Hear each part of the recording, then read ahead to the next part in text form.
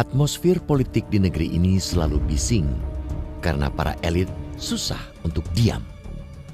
Tanpa angin tiada hujan, Menteri Dalam Negeri Cahyokumolo tiba-tiba mengeluarkan pernyataan yang membuat orang terperanjat. Orang terkaget-kaget karena ia mengatakan ada menteri di kabinet kerja yang menghina Presiden Joko Widodo. Menteri-menteri tersebut yang dalam tanda petik tidak loyal, apalagi mengecilkan arti presiden. Pernyataan Cahyokumolo kontan membuat bising atmosfer politik yang mulai kondusif. Terjadi kasak-kusuk, bisik-bisik dan tebak-menebak terkait dengan siapa menteri pembangkang yang dimaksudkan. Tak sedikit pula yang mendesak mantan sekjen PDIP itu mengungkap secara terbuka nama menteri yang dimaksud. Sejauh ini, Cahyokumolo mengunci rapat-rapat mulutnya. Ia tidak bersedia mengungkap identitas menteri tersebut. Ada dua persoalan besar di balik pernyataan Cahyokumolo. Pertama, jika benar ada menteri pembangkang, hal itu memorak-porandakan sistem pemerintahan presidensial. Konstitusi menyatakan, Presiden sebagai pemegang kekuasaan pemerintahan dan dalam menjalankan tugasnya, Presiden dibantu menteri-menteri negara yang membidangi urusan tertentu di bidang pemerintahan. Dengan demikian, sangat terang benderang bahwa para menteri itu ialah pembantu Presiden. Mereka membantu merealisasikan visi dan misi Presiden yang dijanjikan selama masa kampanye. Tujuannya tentu saja mewujudkan cita-cita berbangsa dan bernegara, yaitu menciptakan masyarakat adil dan makmur. Suka atau tidak suka, senang atau tidak senang, menteri tidak boleh mengusung agenda pribadi. Jika ada menteri yang mengusung agenda pribadi, sebaiknya minggir dengan kesadaran penuh sebelum dipecat presiden. Persoalan kedua menyangkut etika jabatan. Presiden diikat sumpah jabatan. Para menteri pun demikian. Dengan demikian, mereka yang telah mengucap sumpah itu patut dan berkewajiban untuk menegakkan etika jabatan. Misalnya, seorang menteri tidak boleh berbeda pendapat dengan presiden di depan publik. Apalagi menghina presiden di ruang terbuka atau sembunyi-sembunyi. Begitu juga sesama menteri tidak boleh bertengkar di media massa. Jauh lebih elok untuk menyampaikan perbedaan pendapat langsung kepada presiden, tidak perlu diumbar di ruang publik. Sama eloknya untuk tidak membuka kepada publik jika ada menteri yang dinilai telah menghina presiden. Informasi seperti itu cukup menjadi konsumsi terbatas di kalangan pemerintahan. Presiden itu ibarat konduktor dalam sebuah orkestra. Para menteri ialah pemain alat musik di kementerian masing-masing. Presiden yang bertugas menjaga keharmonisan irama. Harus jujur dikatakan bahwa orkestra yang bernama Kabinet Kerja mulai melantunkan nada sumbang. Karena itu, Presiden Joko Widodo tidak perlu ragu untuk melakukan perombakan kabinet. Kita percaya, sangat percaya, Presiden Joko Widodo tetap mandiri dalam menentukan menteri yang diganti atau tetap dipakai. Bahwa Presiden merasa perlu mendengarkan saran dari sejumlah tokoh nasional itu bukan hal yang tabu. Sama tidak tabunya jika Presiden berkonsultasi dengan partai pendukungnya. Meski demikian, perlu juga diingatkan agar Presiden tidak perlu didesak-desak dengan segala cara, mulai cara halus hingga cara culas, untuk melakukan perombakan kabinet. Pengungkapan informasi terkait dengan adanya menteri yang menghina presiden bisa saja dibaca sebagai bentuk lain untuk mendorong percepatan perombakan kabinet.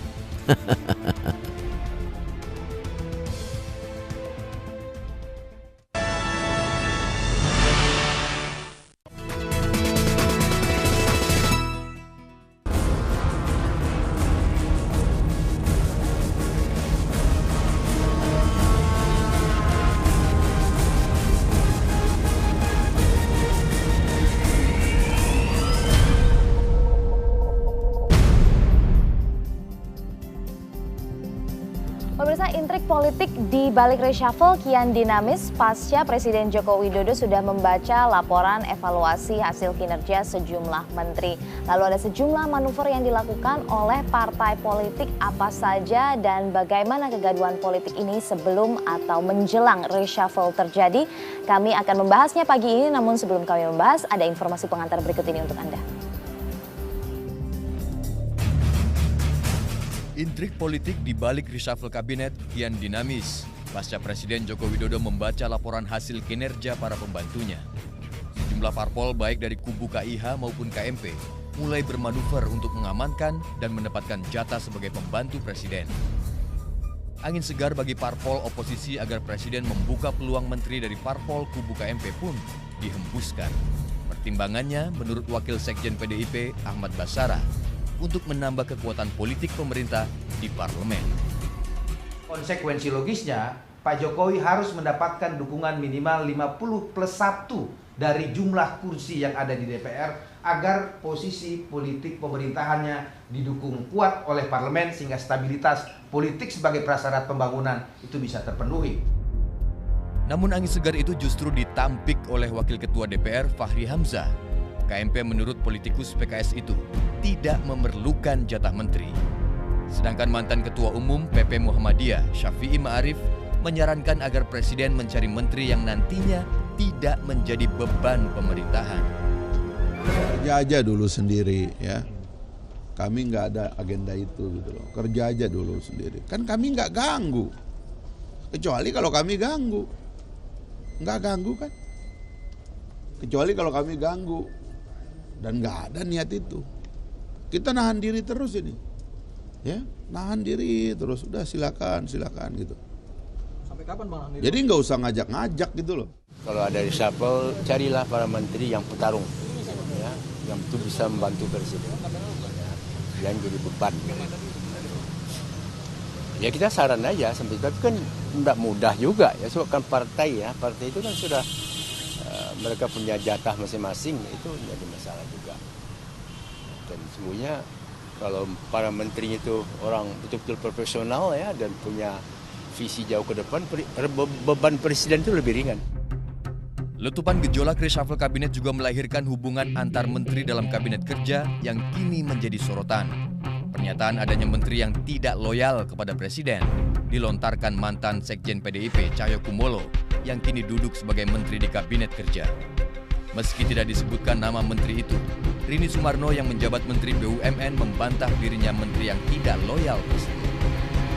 Kalau sampai ada menteri yang sudah dipilih, dilantik oleh Bapak Presiden, masih melakukan hal-hal yang tidak mendukung kebijakan Presiden secara terbuka, apalagi mengecilkan arti Presiden,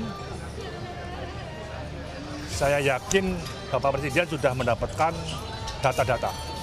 Siapa menteri-menteri tersebut yang dalam tanda petik tidak loyal, apalagi mengecilkan arti presiden. Coba tanya ke dia, dari mana dasarnya? Saya nggak ngerti dasarnya dapat data dari mana gitu. Tanya aja ke mereka. Tanya kepada mereka yang bicara, jangan kepada saya. Gejolak di balik rencana pergantian terhadap para pembantu presiden itu dinilai analis politik bahwa PDIP tengah membidik menteri yang tidak mereka sukai di kabinet saat ini.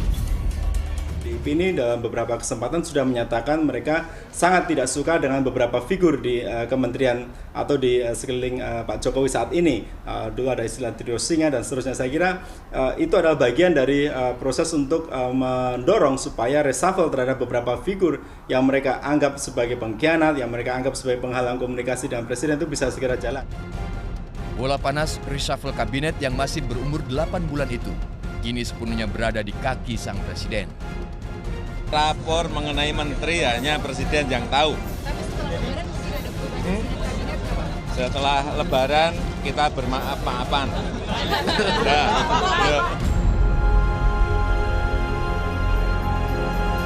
Baik pemirsa, langsung saja saya mulai perbincangan. Saya ingin bertanya dulu ke Bung Andreas Hugo Pareira dari PDI Perjuangan. Ada apa ini sebenarnya? Mengapa sepertinya gaduh sekali menjelang reshuffle, mulai dari meminta kursi menteri begitu ditambahkan, kemudian juga pernyataan dari Mendagri Cahyokumolo yang menyatakan bahwa ada yang mengecilkan presiden, kemudian ada catatan strip. Ada apa ini sebenarnya?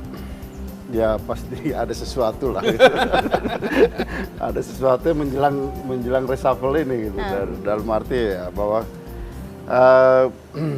ada hal-hal yang sifatnya tentu yang menyangkut evaluasi tadi yang Presiden sampaikan, yang menyangkut kinerja, artinya hal-hal yang sifatnya kriteria-kriteria yang bisa terukur secara objektif, tetapi ada hal-hal yang sifatnya mungkin politis gitu, yang tidak bisa kita abaikan di dalam proses evaluasi kabinet ini gitu.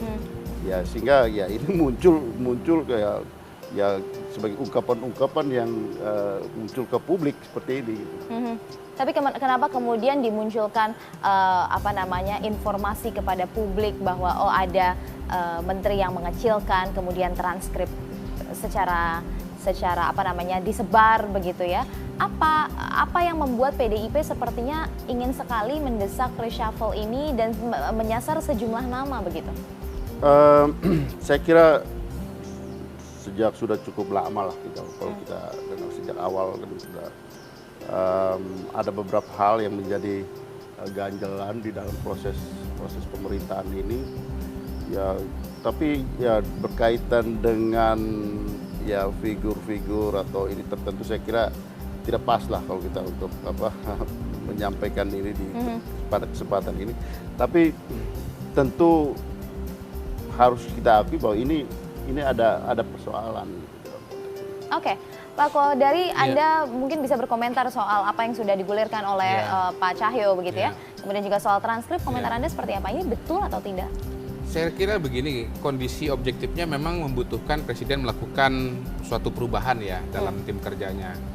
Kita lihat indikasi banyak persoalan, ada persoalan di bidang hukum, ada persoalan ekonomi yang semua orang sudah tahu. Hasil survei juga menunjukkan tren penurunan kepuasan kepada pemerintahan. Dan hasil survei itu menjadi sinyal dari lampu hijau menjadi lampu kuning, menuju lampu merah. Nah, jangan sampai pemerintahan itu kemudian situasinya menjadi lampu merah ya Pak Didi. Karena itu dibutuhkan suatu perubahan. Nah, perubahan yang paling utama dan salah satu instrumen terpenting dari Presiden itu tentu saja kabinet. Walaupun kalau bicara tentang pemerintahan dan roda pemerintahan, menurut saya Presiden itu punya dua instrumen sebetulnya. Pertama itu kabinet, yang kedua itu parlemen. Nah, realitas bahwa Presiden ini bukan ketua umum partai membuat sebetulnya dia menjadi Presiden yang agak terbatas.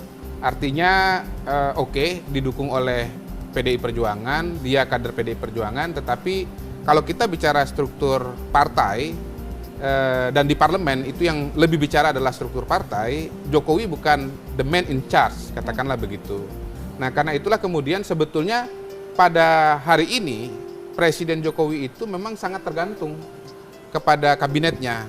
Ibarat pesawat itu ya boleh dibilang engine-nya itu sekarang satu yang betul-betul dia bisa andalkan. Nah, mesin ini pada hari ini kinerjanya itu tidak baik. Nah, mesin ini kemudian kan ada komponen-komponennya.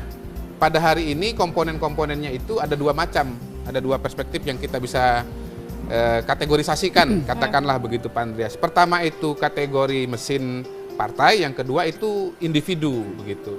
Nah, ketika bicara perubahan mesin ini kemudian kan apakah komposisinya mau dipertahankan seperti itu atau misalnya mau dirombak begitu. Kalau saya selalu mengatakan begini, konstelasi kabinet itu sebetulnya adalah cerminan dari konstelasi politik. Ya, jadi mikronya itu adalah kabinet, makronya itu adalah konstelasi politik. Nah, kemudian relasinya juga dengan parlemen. Pada hari ini memang harus dikatakan bahwa Presiden itu didukung oleh minoritas partai politik, terutama yang ada di DPR. Nah, mungkin saja Pak Didi, Presiden memikirkan kemungkinan untuk menambah dukungan politik dengan cara misalnya memasukkan KMP Pak Didi gitu dari Partai Demokrat. Maksud saya Partai Demokrat yang diajukan mungkin Pak Didi gitu, atau dengan PAN atau dengan partai yang lain begitu. Nah, KMP sendiri juga menurut saya tidak tunggal. Tadi kita mendengar pernyataan Pak Fahri Hamzah ya, yang mengatakan nggak usah ngajak-ngajak gitu. Kalau kita bicara retorika politik, berarti PKS mungkin tidak mau. Tapi ada partai yang mengatakan, misalnya PAN, saya ketemu dengan Pak Yandri, PAN menyatakan tidak tetap di KMP. Tapi kalau kemudian Presiden menginginkan individu-individu dari PAN untuk masuk, ya silahkan begitu. Bahasanya jauh lebih lunak begitu. Itu kita bicara partai. Yang kedua kita bicara orang. Nah, ketika bicara orang inilah kemudian terjadi dinamika. Dinamika, ada orang-orang yang mungkin dianggap kinerjanya buruk sehingga kemudian harus dikeluarkan. Ada juga orang-orang yang dianggap tidak sesuai dengan agenda partai sehingga kemudian harus disingkirkan. Tadi- Cara menyingkirkannya macam-macam. Kira-kira begitu. Nanti kita akan bahas, tapi saya akan tanyakan juga ke Pak Didi, Iya. namun bisa dijawab setelah jeda soal nama Demokrat dan PAN yang juga santer sebenarnya disebut-sebut akan diajak bergabung. Nah, bagaimana komentar Anda? Kita akan bahas setelah jeda berikut ini. Pemirsa tetaplah bersama kami, Bincang Pagi akan segera kembali.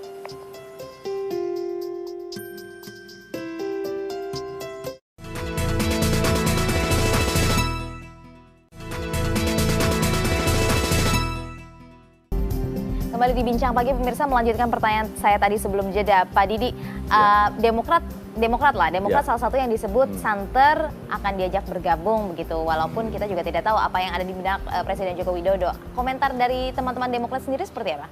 Jadi begini, kami sebagai sahabat yang baik ya, sebagai penyeimbang dan sahabat yang baik, pasti selalu senantiasa mendoakan dan berharap pemerintahan ini bisa berjalan ke depan dengan baik ya. Memang belakangan ini berbagai persoalan, utamanya di bidang ekonomi ini cukup mengganggu dan cukup menyulitkan pemerintah. Tapi Demokrat sebagai sahabat yang baik tentu siap memberikan masukan-masukan, memberikan mungkin berbagi pengalaman dan sebagainya supaya ini bisa lancar. Kami tidak punya target lebih dari itu, tapi membantu pemerintah bisa ke depan lebih baik, itu saja ini. Jadi mau kalau diajak bergabung ya? Saya kira persoalan kursi itu nomor 2 atau nomor 3 kami tidak ke sana, tapi kami tulus ingin membantu. Udah mau karena itu. bagaimanapun juga Udah bilang siap membantu Pak soalnya. Jokowi kan dari awal hubungan dengan Pak Jokowi ini baik, jadi apapun kami siap membantu, tapi masalah kursi bukanlah tujuan kami. Tulus saja membantu. Tapi sudah diajak bicara atau belum dengan Presiden Joko Widodo? Komunikasi ya bagus sekali ya. Misalnya waktu kongres di Surabaya, Mei lalu ya. baguslah hubungan.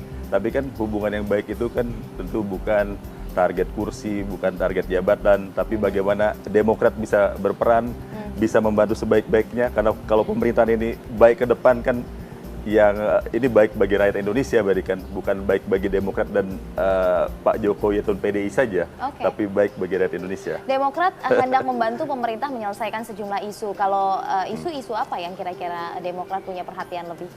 Kalau kami melihat di sektor ekonomi ini cukup bermasalah ya, banyak kebijakan-kebijakan yang kurang tepat ya, sehingga belakangan kalau kita lihat pertumbuhan ekonomi yang lambat kalau kita lihat, lalu juga belakangan harga-harga yang melambung ini cukup membebani rakyat ya, apalagi ini menjelang hari raya ini cukup jadi beban. Oleh karena sektor ekonomi ini saya kira perlu ada strategi, perlu ada evaluasi maupun ada fokus yang lebih terarah. Kalau tidak ini akan berat, apalagi sekarang dunia juga cukup bermasalah ya. Pertumbuhan ekonomi dunia, sehingga saya kira Pak Jokowi perlu tim yang lebih terarah, lebih mumpuni mengatasi persoalan ini. Karena persoalan ekonomi kalau jadi masalah kan yang paling terasa adalah rakyat keseluruhan. Pak Kodari, kira-kira kalau Demokrat di posisi mana seandainya nanti masuk bergabung di kabinet? Saya melanjutkan saja ya apa yang disampaikan oleh Mas Didi. Mas Didi mengatakan pertama ya, problem itu sektor ekonomi. Yang kedua, kami berpengalaman di pemerintahan. Tadi saya melihat dia udah bicara kayak Pak SBY. Ya. Nah, kalau bicara ekonomi ya, pemerintahan Pak SBY itu pernah mengalami masa sulit, ya, masa-masa sulit, bahkan melalui sebuah krisis, terutama di tahun 2008. Dan pada saat itu banyak pihak yang memuji Indonesia, ya, Pak SBY, ya, dan timnya, karena berhasil melalui krisis itu dengan relatif baik ya. Kita ingat waktu itu pertumbuhan ekonomi Indonesia termasuk one of the best dari sekian negara yang juga mengalami krisis. Nah, sekarang lihat saja tim ekonomi Pak SBY pada waktu itu siapa? Orangnya, Menko Ekonominya siapa? Menteri Keuangannya siapa? Begitu. Nah, disitulah kemudian muncul nama Sri Mulyani gitu. Sri Mulyani is back, kan kira-kira begitu nih. Udah milih Terminator aja nih, I'll be back-nya kira-kira begitu. Jadi nama Sri Mulyani itu disebut-sebut ya saya kira tidak bisa tidak karena memori pengalaman tahun 2008-2009. Tapi bukan kader Demokrat dong, ya? kalau gitu. Ya kan tadi Demokrat ingin membantu kan, tidak harus orang Demokrat kan, ya kan. Ya boleh saja kalau misalnya ada kader Demokrat yang dirasakan mumpuni dan dirasakan tepat. Tapi kan sekali lagi kita bicara persoalannya apa begitu. Ya di sini kan Demokrat juga ya tidak boleh egois. Kalau Pak Didik memang konsisten kan, yang masuk kan tidak mesti orang Demokrat kan begitu. Walaupun bagus juga kalau Pak Didik masuk ke dalam begitu. Tapi karena yang disorot adalah sektor ekonomi, ya menurut saya memang memori di masa lalu, dilihat kinerja orang-orang yang pernah memiliki jabatan di portofolio ekonomi itu penting dan relevan pada hari ini. Saya mau menyitir statement dari Pak Tony Prasetyantono, salah satu ekonom yang kemarin diundang oleh Presiden ya untuk mendapatkan masukan. Pak Tony mengatakan begini, sebetulnya fundament ekonomi Indonesia itu baik-baik saja gitu. Yang kurang adalah trust atau confident begitu. Nah, confident ini membutuhkan adanya satu ekonom bintang atau playmaker begitu. Nah, mungkin carilah dari sekian nama ekonom Indonesia, siapa yang kira-kira dirasakan punya kualifikasi bintang itu. Yang Anda sebut tadi, Sri Mulyani jelas punya kualifikasi ya, yang menyebut antara lain adalah Pak Tony begitu. Saya bukan seorang ekonom, saya hanya melihat dari jauh, hanya kasaran saja, tapi saya kira kalau bicara Bu Sri Mulyani kan memang sudah diakui juga oleh dunia, sehingga kemudian menjadi salah satu pejabat di organisasi ekonomi internasional begitu. Cuman kan tidak mudah, tidak mudah. Karena apa? Bersama Bu Sri Mulyani itu hadir bukan hanya kompetensinya, tapi ada juga kontroversinya, begitu loh. Disitulah kemudian pertarungan politik dan ongkos politik itu juga bisa besar. Sri Mulyani memang mungkin dibutuhkan kualifikasinya, kompetensinya, tapi mungkin secara politik dia juga membawa beban yang akan menimbulkan persoalan baru. Agak susah kalau begitu. Nah kalau Pak Hugo, sebenarnya dukungan terhadap Demokrat dan PAN untuk masuk ke kabinet juga disuarakan oleh PDIP begitu ya. Artinya kalau Demokrat dan PAN nanti masuk, jatah untuk PDIP berkurang begitu bagaimana? Sebenarnya tidak harus melihat seperti itu gitu. Bisa juga ditambah. Tapi sempat sudah ada statement loh Pak, kami punya 103 kursi, masa jabatan di kabinet sama dengan yang hanya punya 39 kursi di DPR, seharusnya jatah kami 12 kursi. Saya mengutip pernyataan dari Wasekjen PDIP Ahmad Basara. Saya minta komentarnya, namun kita tahan dulu Pak. Pemirsa tetaplah bersama kami, Bincang Pagi akan segera kembali.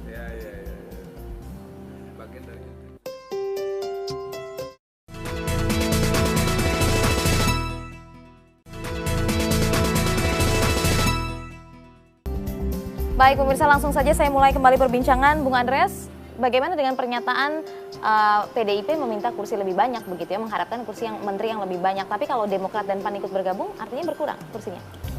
Kalau lebih banyak kan pasti lebih baik dong. Tapi tidak berarti harus menutup kesempatan buat teman-teman yang lain. Nah, kalau itu urusan Pak Presiden lah gitu. Tapi poinnya kalau yang disampaikan oleh teman kami, bahwa ya tentu kalau kita lihat realita objektif sekarang, pemerintah tentu perlu dukungan dari DPR gitu.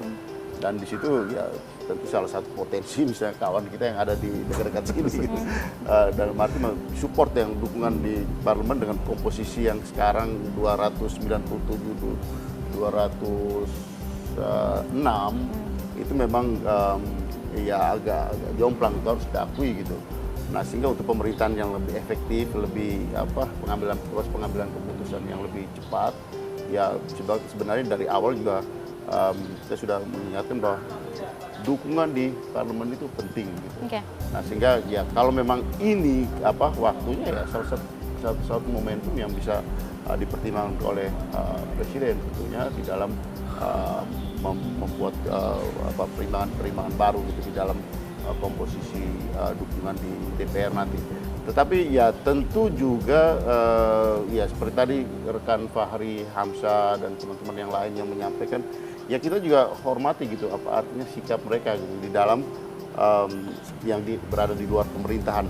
Kenapa? Karena PDI Perjuangan itu dari sudut pandang PDI Perjuangan kami ini lengkap di dalam posisi di pemerintahan maupun di DPR gitu.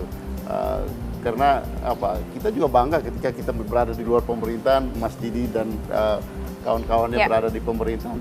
Sehingga dalam konteks seperti ini tentu yang diajak juga bagaimana sikap yang diajak terhadap komposisi pemerintahan sekarang.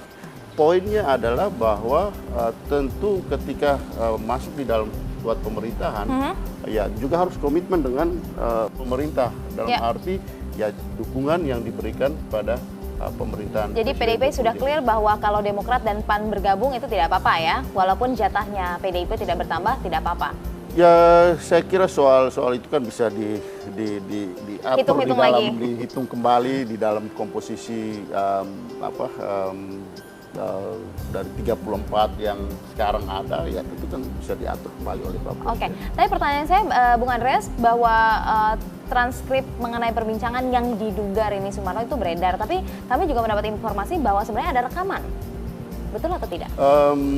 Ya harus saya katakan bahwa barang itu ada dan saya termasuk orang yang pernah mendengar. Pernah mendengar? Saya pernah mendengar, tetapi terus terang harus saya katakan bahwa ini hanya untuk Pak Presiden. Hanya untuk Pak Presiden? Ya. Bahwa rekaman itu ada, tapi semua orang dari PDIP sudah mendengar atau bagaimana? Ya, saya nggak tahu. Oke. Tapi akan diserahkan kepada Presiden? Ya, saya kira di dalam konteks ini ya Presiden yang akan mendengarkan dan kemudian mempertimbangkan, memutuskan. Kenapa? Karena kalau misalnya isi seperti itu, ya saya kira seharusnya bukan menjadi konsumsi publik. Diskusi publik. Oke, Bung Kodari, bagaimana Anda bisa berkomentar? Ini cukup serius begitu apa yang diungkapkan dari teman-teman di PDIP. Satu mulai dari transkrip, kedua juga dinyatakan ada rekaman. Apa yang menjadi sasaran ini? Saya kira ini bagian dari dinamika reshuffle tadi ya. Sekali lagi reshuffle itu suatu situasi di mana ada yang di dalam kemudian keluar dan ada yang di luar kemudian mau masuk ke dalam begitu. Nah, Presiden punya penilaian, punya kriteria dua macam. Pertama kriteria yang objektif, kedua kriteria yang lebih subjektif. Kriteria yang objektif itu misalnya kemampuan menteri untuk melakukan penataan kelembagaan. Yang kedua mencapai target-target kinerja, termasuk garis miring daya serap anggaran begitu. Yang ketiga misalnya kemampuan melakukan komunikasi publik ke masyarakat. Itu hal-hal yang bisa diukur. Ada patokan-patokannya. Tapi ada juga hal-hal yang sifatnya subjektif. Nah, subjektif ini misalnya satu, relasi antara menteri itu dengan presiden. Hubungannya bagaimana? Hubungannya baik atau jelek atau seperti apa? Yang kedua, dukungan dari partai politik pendukungnya. Nah, dalam konteks ini kemudian barangkali saja ya, misalnya partai pendukung presiden ini merasa menteri-menteri tertentu yang kemungkinan bukan berasal dari partai mereka adalah menteri-menteri yang kinerjanya mungkin satu tidak bagus, yang kedua menghambat komunikasi partai ini dengan presiden begitu. Oke, tapi Bung Kodari, jadi merupakan kendala. Ya, mohon maaf saya potong. Tapi apa yang diungkapkan oleh Mendagri Cahyokumolo itu cukup serius begitu ya terhadap menteri lainnya. Ini kan akan mengganggu paling tidak kinerja yang kalau diganti, kalau tidak diganti seperti apa? Menurut saya ini sebetulnya sebuah serangan yang sudah frontal sekali ya. Dan dengan ada pernyataan seperti ini memang Top white coffee, it's so creamy. Any time of the day, this is my perfect white coffee. Gak ada white coffee yang seenak ini. Lembut creamernya. A kick of perfect white coffee. A perfect white coffee? Ya Top White Coffee. Beli 3, gratis 1. Coba deh, Top White Coffee yang sebenarnya. Apapun aktivitasmu, rambut tetap fresh.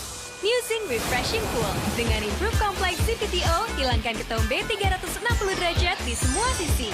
Get more than just fresh. Musing Refreshing Cool. Menjelang sahur, kenapa? Ingat kembali kita di depan bahwa kabinet itu adalah instrumen utama bagi presiden untuk menjalankan pemerintahan. Kabinet gagal, yang rugi, yang kasihan tuh rakyat, Pak. Kabinet kalau kerjanya setengah-setengah, tidak maksimal, yang nasibnya setengah-setengah itu rakyat. Ekonominya setengah-setengah, kesejahteraannya setengah-setengah. Jadi kabinet itu harus perfecto, kira-kira begitu. Harus sempurna betul. Nah, yang sempurna itu apa? Loyalitasnya 100%, loyalitasnya perfect, kompetensinya juga perfect, politiknya juga perfect. Nah, disitulah kemudian kesulitan seorang presiden. Bagaimana kriteria 3-in-1 ini bisa terpenuhi pada diri satu orang. Kadang-kadang ya kualifikasinya ada, partainya ada, loyalitasnya kurang. Atau loyalitasnya dijamin, digaransi, kompetensinya oke, tidak didukung partai. Nah, menurut saya disitulah seorang presiden menjadi seorang presiden. Presiden menjadi seorang pemimpin. Dia harus mengambil keputusan yang sulit.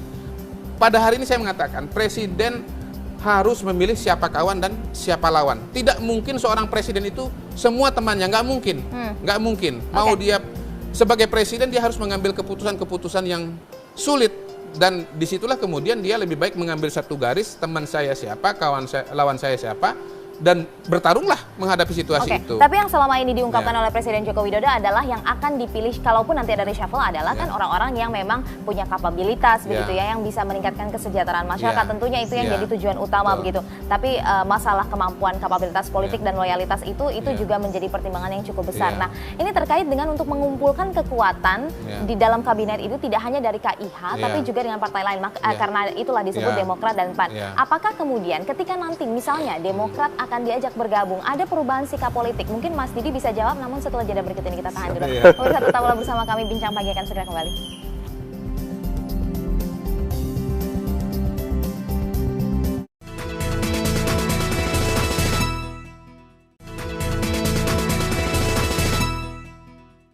Ya, kembali di Bincang Pagi pemirsa, saya langsung ke Mas Didi. Bagaimana nanti sikap politik dari Demokrat seandainya nanti bergabung ke pemerintahan? Demokrat dengan pengalaman 10 tahun tentunya ya kita punya kader-kader, punya pengalaman-pengalaman dan sebagainya yang siap setiap saat mendukung Presiden Jokowi ya. Tapi sekali lagi Demokrat membantu Presiden itu tulus, bukan sekedar untuk mengejar jabatan, kursi, itu nomor 2, nomor 3 atau nomor berikutnya. Bagi kami bagaimana pemerintahan ini bisa ke depan tuh lebih baik ya. Ini yang paling penting saya pikir, bukan bagi Demokrat, buat semuanya. Oleh karenanya Partai Demokrat setiap saat manakala diperlukan sumbang saran, masukan, mungkin berbagi pengalaman di masa lalu, tentu kita siap ya. Itu saya kira. Jadi tetap memposisikan diri sebagai penyeimbang. Saya kira sahabat dan penyeimbang yang baik adalah mulia juga ya. Jadi bisa mengingatkan hal-hal yang baik, mengkritisi hal-hal yang kurang baik, itu baik saya pikir ya. Kita berharap Presiden Jokowi ini kuat ke depan ya, supaya segalanya baik bagi rakyat Indonesia. Itu saja harapan kami nggak lebih dari itu. Kalau sinyal yang disampaikan oleh Mas Dini ini sepertinya safe option begitu ya kalau memilih Demokrat, jadinya bebannya tadi tanpa syarat tadi yang berusaha. Pertama memang sulit untuk mengharapkan Partai Demokrat itu untuk ngomong eksplisit, susah. Karena kebiasaannya kita lihat Pak SBY ya. Saya lihat juga beliau ini cara ngomongnya udah kayak Pak SBY, katakannya begini kan gitu. Ini posisi tangan mengontrol diri ini. Nah, kalau posisi tangan sudah begini-begini itu nggak pernah keluar pernyataan yang jelas itu. Relatif semua. Tapi menurut saya di antara sekian partai yang ada, di luar dari sikap ya, di luar dari hal-hal yang lain, partai yang paling mungkin untuk masuk dengan enak itu adalah Partai Demokrat. Karena dia tidak seperti KMP yang istilahnya pada posisi di awal itu untuk istilahnya di luar pemerintahan. Iya. Jadi mereka ini tidak punya beban politik. Kalau tiba-tiba gabung dengan KIH, nggak ada yang bisa mempersoalkan gitu loh. Kenapa Anda tiba-tiba pindah sikap politik? Tidak ada begitu. Jadi menurut saya ya tinggal dibicarakan saja sebetulnya ini secara teknis ya, mau masuk berapa kementerian dan pos apa dan siapa orangnya, kira-kira begitu. Itu kalau untuk Demokrat. Kalau Bung Kodari Anda melihatnya posisi mana saja yang rawan? Pertama yang ada di transkrip itu ya, apalagi transkripnya sekarang ada 2 gitu ya. Ada rekaman lagi. Ada rekamannya lagi gitu. Itu pasti pada posisi yang rawan. Kalaupun tidak rawan secara teknis, dia rawan secara politik. Nah, kembali saya sudah katakan di depan tadi bahwa seorang menteri itu bisa dilanda oleh reshuffle itu karena problem teknis dan problem politis begitu. Nah, yang kedua tentu saja menteri-menteri yang selama masa pemerintahan ini kinerjanya itu indikatornya dianggap tidak baik. Target-target apa yang disebut tadi, penataan kelembagaan, siapa saja target visi. Anda bisa lihat? Ya dilihat saja nanti. Misalnya kalau bicara, menurut saya menteri-menteri teknis itu mudah sekali diukur. Misalnya kalau kita bicara kondisi pangan sekarang ini, lihatlah Menteri Pertanian itu misalnya apakah capaian produksi beras misalnya sudah tercapai atau tidak. Kemudian kalau kita bicara mengenai sebutlah Menteri Ekonomi misalnya, Menteri Keuangan, apakah serapan anggaran itu bisa tercapai, pertumbuhan ekonomi sesuai dengan target atau tidak, inflasi bagaimana. Nah, yang ketiga ya, menteri-menteri yang yang hubungannya selama ini presiden itu mungkin tidak nyaman. Nah, wilayah yang terakhir ini kita nggak tahu. Kenapa? Itu subjektifnya presiden. Beliau sudah punya penilaian begitu. Ya. Baik. Jadi ya pada hari ini ya yang rawan secara politis itu yang ada di transkrip. Secara teknis presiden yang tahu. Oke, Bung Andreas, ada wacana yang digulirkan ini, ada 2 nama lah yang sering kali disebut-sebut, yaitu Rini Sumarno dan juga Andi Wijayanto begitu ya. Nah ini masalahnya adalah, dan santer ini disuarakan oleh PDIP, lebih kepada kinerja atau karena memang ketidaksukaan karena history politik atau sejarah politik yang ada sih sebenarnya? Saya kira tadi apa yang disampaikan oleh Mas Kudari tadi, secara gambaran itu ya memberikan background gitu, background terhadap apa yang terukur bisa diukur gitu, apa yang bisa diukur dan apa yang secara subjektif bisa dirasakan gitu, dan terasa gitu, di dalam proses ini. Saya kira dalam hal itu ya yang paling tahu adalah presiden, presiden yang merasakan itu dan ya tentu dengan berbagai macam sumber informasi yang beliau punya ya bisa menjadi bahan pertimbangan. Dan yang pasti kalau saya melihat bahwa ya yang menjadi pembantu presiden itu seharusnya membantu dan melayani gitu. Nah, dia jangan jadi beban gitu. Jangan jadi beban di dalam proses pemerintahan ini. Tapi begini boleh ya. Memang kita juga nggak boleh lupa ya sebetulnya pembicaraan kita mengenai kinerja pemerintahan itu selalu terfokus kepada menteri. Sebetulnya ada satu variabel lagi yang penting, yaitu soal kinerja birokrasi. Tidak bisa dinafikan bahwa eksekusi program pemerintahan itu pada tataran teknis itu ada di birokrasi. Dan menteri-menteri ini tidak semuanya mungkin punya kemampuan untuk menghandle birokrasi. Nah, pada titik ini saya mungkin mengeluarkan pendapat yang agak kontroversial ya. Pada hari ini saya menilai menteri dengan latar belakang partai politik mungkin lebih tepat jadi menteri daripada profesional. Mohon maaf ya. Kenapa? Menteri-menteri yang latar belakangnya profesional, apalagi yang dari swasta, itu tidak terbiasa dengan kultur yang ada di birokrasi. Kaget. Asumsi orang swasta itu profesional di dunia usaha itu linear. A, B, C, D. Nah, kalau di birokrasi A kemudian bisa loncat ke X, bisa loncat ke Y, kira-kira begitu. Nah, teman-teman yang di partai itu lebih terbiasa dengan sesuatu yang tidak linear, gitu. Orang partai itu dari tidak ada jadi ada, yang ada jadi tidak ada, begitu loh. Tapi mungkin baik juga ketika profesional yang masuk kemudian mengubah kultur yang ada yang tidak linear itu. Bisa juga bisa mengubah itu atau justru tenggelam. Pada hari ini saya melihat banyak yang tenggelam. Poinnya itu adalah pada leadership gitu, leadership dan kemampuan untuk memahami secara cepat. Bung Andreas, secara cepat di dalam konteks birokrasi. Kenapa? Karena menteri di sini yang tadi saya katakan jangan menjadi beban, jangan kemudian persoalan-persoalan itu kemudian presiden yang harus menjawab persoalan. Nah, di sini maksud saya kompetensi politik itu penting. Kompetensi politik dari seorang menteri. Menteri itu membutuhkan leadership politik. Tapi dari PDI Perjuangan sendiri ini kan seringkali menyebut beberapa nama begitu ya. Tapi untuk mengkoreksi, mengevaluasi ke dalam diri sendiri, artinya menteri-menteri yang berasal dari PDI Perjuangan sendiri bagaimana? Nah, ya saya kira publik kan bisa melihat kan ini kan semua terbuka kan. Semua terbuka dan tentu ya di dalam hal ini PDI Perjuangan selalu memberikan yang terbaik untuk kabinet ini. Jadi kita siap saja kalau misalnya kita melihat hasil survei, ada hasil kinerja misalnya Menteri Puan Maharani kemudian juga dievaluasi dan lain sebagainya, artinya PDIP siap juga seandainya dievaluasi dan mungkin di reshuffle juga. Saya maaf ya, ini agak beda dengan sebagian pendapat. Di antara Menko yang ada, menurut saya yang sampai sekarang ini justru capaiannya itu relatif sesuai dengan target itu di bidang kesejahteraan loh. Kartu Indonesia Sejahtera jalan, Kartu Indonesia Pintar jalan gitu. Coba lihat aja Menko-Menko yang disorot. Itu Menko Ekonomi dengan Menko Hukum dan HAM. Baik, kita lihat saja bagaimana nanti jalannya reshuffle seperti apa. Tapi yang jelas ini hanya presiden yang tahu, ini kebijaksanaan presiden. Baik, terima kasih Bapak-Bapak sudah hadir di Bincang Pagi kali ini.